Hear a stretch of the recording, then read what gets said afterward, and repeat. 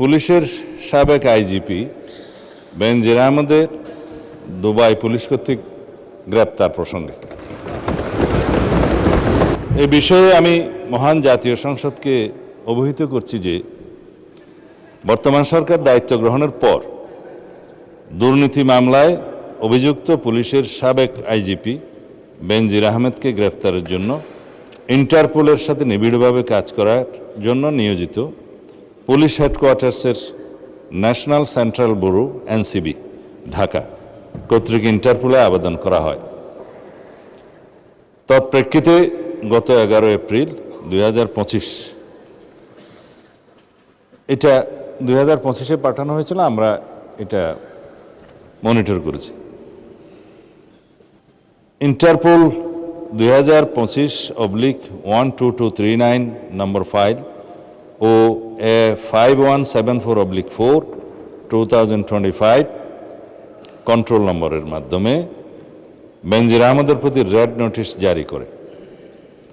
উক্ত রেড নোটিশের মাধ্যমে ইন্টারপোল কর্তৃক সংযুক্ত আরব আমিরাতের স্বরাষ্ট্র মন্ত্রণালয়কে অনুরোধ করা হয় গ্রেফতারের জন্য। মাননীয় স্পিকার, আমি এই মহান সংসদের মাধ্যমে সমগ্র জাতিকে জানাচ্ছি যে গত 12 জুন 2026 তারিখে সংযুক্ত আরব আমিরাতের স্বরাষ্ট্র মন্ত্রণালয়ের directorate general of federal criminal police national central bureau NCB Abu Dhabi হতে প্রেরিত একটি ইমেইলের মাধ্যমে বাংলাদেশ সরকারকে জানানো হয়েছে যে দুর্নীতি মামলায় অভিযুক্ত বেনজির আহমেদকে সংযুক্ত আরব আমিরাত পুলিশ কর্তৃক গ্রেফতার করা হয়েছে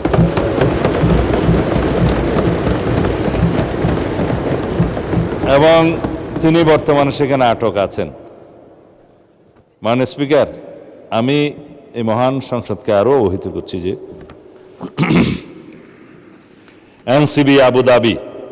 জানিয়েছে যে ইউএই ফেডারেল ল নম্বর 39/2006 অনুযায়ী গ্রেপ্তারের তারিখ হতে 30 দিনের মধ্যে কূটনৈতিক চ্যানেলের মাধ্যমে আনুষ্ঠানিক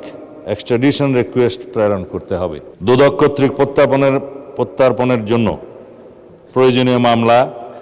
গ্রেপ্তারি পরোয়ানা ও তদন্ত সংক্রান্ত দলিলাদি প্রস্তুত, স্বরাষ্ট্র মন্ত্রণালয় কর্তৃক এক্সট্রাডিশন প্রপোজাল প্রস্তুত ও অনুমোদন এবং পররাষ্ট্র মন্ত্রণালয়ের মাধ্যমে ইউএই কর্তৃপক্ষের নিকট কূটনৈতিক চ্যানেলে আনুষ্ঠানিক এক্সট্রাডিশন রিকোয়েস্ট প্রেরণ করে এনসিবি আবুধাবির সাথে সমন্বয়পূর্বক অতি দ্রুতই তাকে বাংলাদেশে নিয়ে আসা হবে।